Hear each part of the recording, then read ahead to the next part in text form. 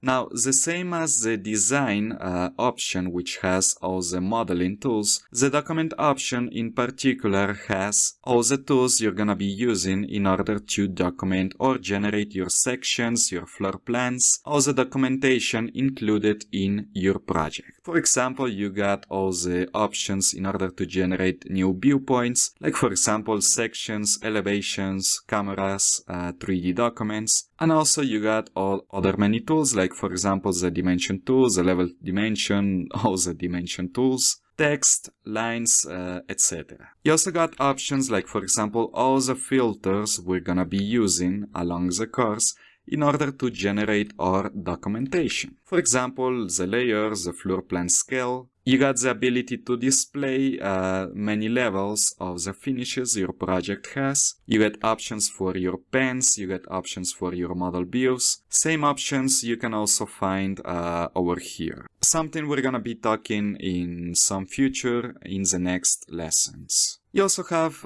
many other options, like for example, if you want to manage issues or you want to manage changes, you got quite useful options over here. Options like, for example, in the annotation category, you can also use functions like the automatic dimensioning, which is quite useful whenever you want to document your floor plans or your sections. You got options like the spell checker, etc.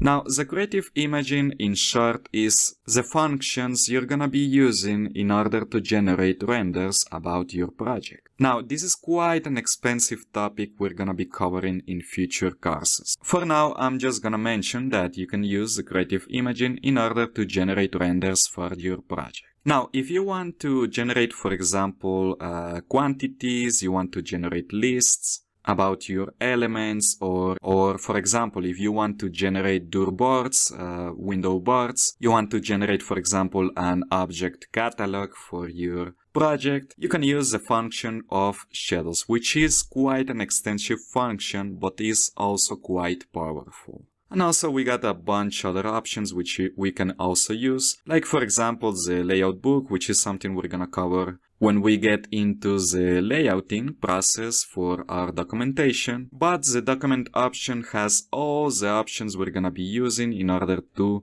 work on our documentation, the floor plans, the sections, the elevations, and also some useful options in order for the layout process. So having said that, take 1 minute, take 2 minutes in order to check some of these options. And in the next lesson, we're gonna be talking and covering a bit about the options, about the teamwork, about the window, and what the help option also has to offer.